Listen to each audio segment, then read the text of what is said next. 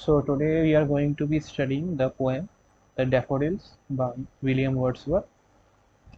As usual, I will read out a stanza first, then I will be telling you the meaning of the stanza. Uh, I wandered lonely as a cloud that floats on high over vales and hills, and all at once I saw a crowd, a host of golden daffodils, beside the lake, beneath the trees, fluttering and dancing in the breeze. So here the poet is wandering lonely as a cloud, meaning that wandering means to go here and there without any sense of direction or without any purpose. That is, he is roaming aimlessly. The poet is roaming aimlessly, just like a cloud that floats in the sky, that floats on high over vales and hills. Vales means valley. So the poet is comparing himself to a cloud that is floating high over valleys and hills. When all at once I saw a crowd, a host of golden daffodils. So all at once the poet he saw a crowd of golden daffodils beside the lake, beneath the trees, fluttering and dancing in the breeze. So where was this host of golden daffodils that the poet saw? It was beside the lake and beneath the trees, and the daffodils were fluttering and dancing in the breeze. So you must have noticed that when wind blows by, so the flowers and grasses they all make sudden movements. So that sudden movement is fluttering. So the daffodils were fluttering and dancing in the breeze. Continuous as the stars that shine and twinkle on the Milky Way. So here the poet has compared the daffodils to the stars that shine and twinkle on the Milky Way. So the daffodils are being compared to the stars. They stretched in never-ending line along the margin of a bay. So here the poet says that the daffodils he saw, they were seemingly numerous. They look infinite. They look like they stretched on for miles and miles along the margin of a bay. So the daffodils look endless in number. So the poet says that 10,000 saw I at a glance, tossing their heads in sprightly dance. So he saw 10,000 daffodils and they were tossing their heads, moving their heads in sprightly dance. So continuing into the third stanza, the waves beside them danced, but they outdid the sparkling waves in glee. A poet could not but be gay in such a jocund company. I gazed and gazed, but little thought what wealth the show to me had brought. So here the poet is telling us that the lake that was beside the daffodils, there was waves being created by the lakes, and they were sparkling, and it was a beautiful sight indeed. But to the poet, the dancing daffodils was a much more beautiful sight. So he says that the waves beside them danced, meaning the waves danced beside the daffodils, but the dance of the daffodils outdid the sparkling waves in glee. A poet could not but be gay in such a jocund company, meaning a poet could not but be happy in such a cheerful company. So he considers the company of the daffodils as being cheerful, and he is happy. He is in a happy mood. I gazed and gazed, but little thought what well the show to me had brought. The poet is looking continuously at the daffodils, and he is thinking about the joy that the sight of the dancing daffodils is bringing him. So I gazed and gazed, meaning I looked and I looked at the daffodils, but little thought what wealth the show to me had brought.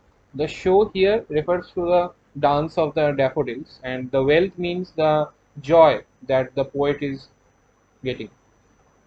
Glee means a strong feeling of happiness. And in the fourth stanza, the poet reflects upon his this experience when he saw so many daffodils. He says that for often when on my couch I lie, in vacant or in pensive mood, they flash upon that inward eye, which is the bliss of solitude. And then my heart with pleasure fills and dances with the daffodils. And then he says that whenever, for often meaning whenever, he lies down on his couch, in vagan meaning in empty, and pensive means sad, in empty or in a sad mood, the sight of the dancing daffodils they flash upon his mind. Inward eye refers to mind, which is the bliss of solitude. Bliss means complete happiness, and solitude means lonely. So, whenever at a lonely time he's thinking, the sight of the daffodils comes to his mind, and that is the bliss, meaning that is the happiness that comes to him in that lonely time. And then the poet says that his heart fills with pleasure and his heart dances with the daffodils. William Wordsworth, he was a romantic poet. According to him, and for him, nature was to be held in a very high regard. He had very much love for the nature and respect for the nature. In this poem, we have seen that he has used a number of images like clouds, lakes, hills, stars, etc., to depict the influence of nature on man. This poem begins with the poet wandering lonely like a cloud. But as soon as he sees the daffodils growing along the margin of a bay here,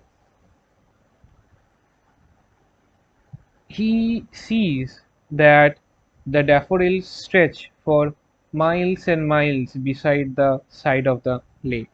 So he has compared to the daffodils as fluttering and dancing, and he is captivated by their dance. That is why he says that a poet could not but be gay in such a jocund company. Yeah, a poet could not but be gay in such a jocund company. Like I said, a poet could not but be happy in such a cheerful company. Here, the poet has compared himself to a cloud, and the daffodils have been personified, which as human beings who are dancing and tossing their heads in a sprightly dance, meaning a lively dance. So, here the poet has compared himself to nature, and that is cloud. He is a human being, but he has compared himself to a cloud, and the flowers which are part of nature, but they are being compared to human beings. That is, they were tossing their heads like human beings do. This poem, Daffodils, describes the healing and refreshing power that nature has on man. It is very much seen in the last stanza. The poet says that whenever he lies down on his couch in a pensive mood, the images of this experience, that is of the golden daffodils, flashes before him and changes his mood. The poet, in the beginning of the poem, he was lonely, but at the end he experiences the bliss of solitude. That is the happiness that the thought of the dancing daffodils brings in. He then feels calm and refreshed. This is how nature influences the poet. The memory of the daffodils fills his heart with joy, and he feels as if his heart was dancing with the daffodils. At the beginning of the poem, the poet was floating high. Like he said, I wandered lonely as a cloud. But he was emotionally low. Wandered, like I said, he did not have a purpose or sense of direction, so he was roaming aimlessly. This could also mean that he was sad, but he has compared himself to a cloud which floats high. So the poet, he was floating high, but he was emotionally low. But at the end of the poem, in he was lying on the couch, that is, he was on the low, but he was happy. That is, he was emotionally, he was on a high pedestal. That is, he was happy. This was because the influence that nature had on him. The influence of nature was everlasting for the poet, and he got happiness and bliss whenever he remembers this experience.